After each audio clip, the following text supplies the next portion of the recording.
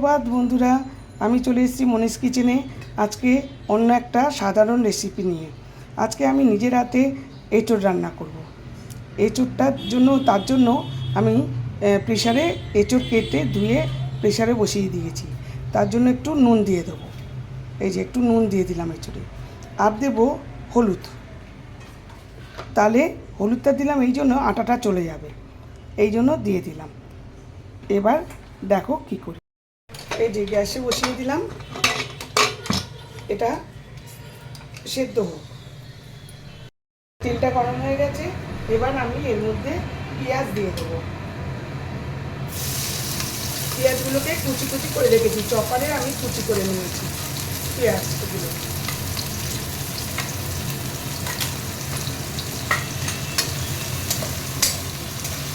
আর পেঁয়াজ দিয়ে করে তাড়াতাড়ি করলে কী দিলে তাড়াতাড়ি লাল হয় সেটা তো আমি আগের ব্লগেই বলে দিয়েছি।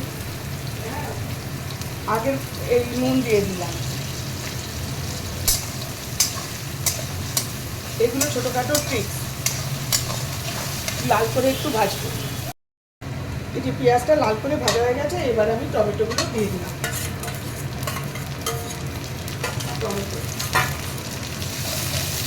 টমেটো খুব ভালো করে নরম হবে।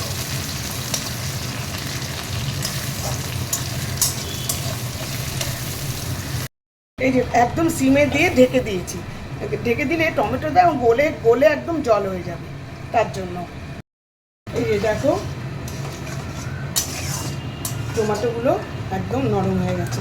এবার আমি আঁচ বাড়িয়ে দিলাম। এইবার আর আদা বাটা দিয়ে দেবো। এই আদা বাটা দিয়ে দিলাম।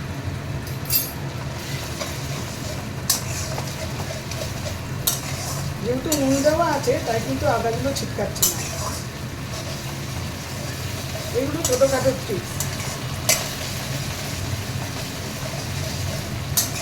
নাহলে এগুলো তো সাধারণ রান্না, কিন্তু এই ছোটোখাটো ট্রিক্সগুলো যদি যারা জানে না শুনলো তাদের কাজে আসবে। রান্না একটা ধৈর্যের ব্যাপার। রান্না কিন্তু তাড়াহুড়ো করলে কিন্তু রান্নার স্বাদ আসে না, আর কমিয়ে কমিয়ে করলে খুব স্বাদ আসে। এটা একটু কষিয়ে নিই, তেল বেরো। আর না, মশলাটা আগে দিয়ে দিই।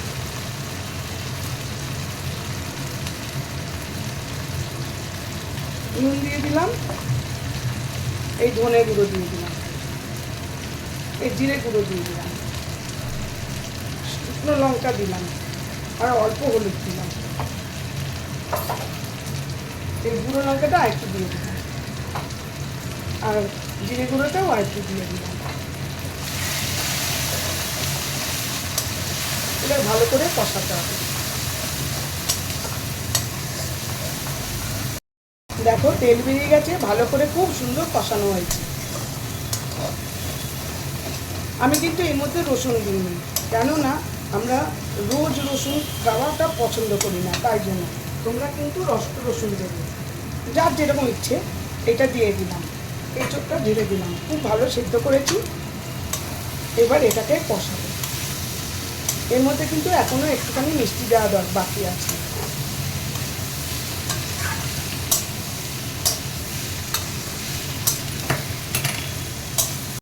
এর মধ্যে মিষ্টি দিয়ে দেবো, একটু চিনি দিয়ে দিলাম। একটু চিনি না দিলে ভালো লাগবে না। এটা অপশনাল, তোমাদের ব্যাপার। তোমরা যদি মনে করো চিনি দেবে, তবে একটু চিনি দিলেই কিন্তু ভালো হয়। আর রসুনটাও তোমাদের ইচ্ছে। আমরা যেহেতু রোজ রসুন খেতে পছন্দ করি না, তাই রসুনটা দিইনি।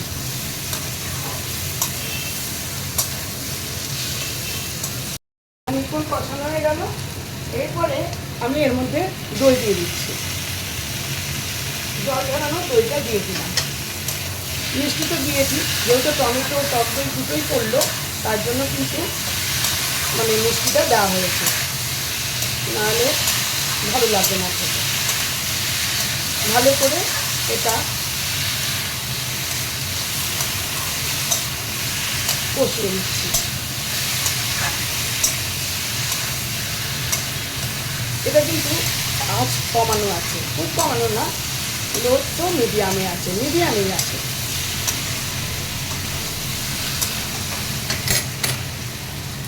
এবার আমার কষানো পুরো পুরো হয়ে গেছে, তেলও বেরিয়ে গেছে।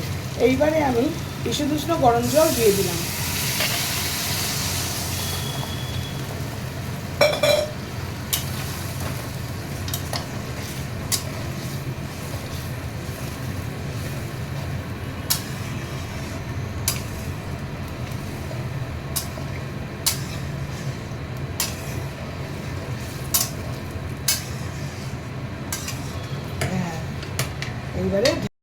এবার আমি ঢেকে দিচ্ছি, আর আঁচটা আর একটু কমিয়ে দিচ্ছি, মানে মিডিলেই আছে কিন্তু একটু কম।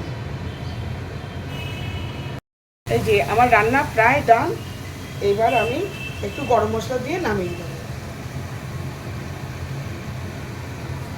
এই একটু শাহি গরম মশলা দিয়ে দিলাম, দিয়ে এবার নামিয়ে দেবো। একটু নাড়াচাড়া করছি, একটু ঝোল রাখছি কিন্তু এটা টেনে নেবে। যে আমার এঁচোড় ডান।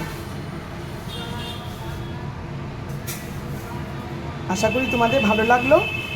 ভালো লাগলে লাইক শেয়ার কমেন্টস অবশ্যই করবে, আর তোমরাও এরমভাবে করবে, যারা করো না তারা এরমভাবে করবে, পুরো মাংসের মতো। Thank you for watching. আমি শীঘ্রই আসছি আরেকটি ব্লগ নিয়ে।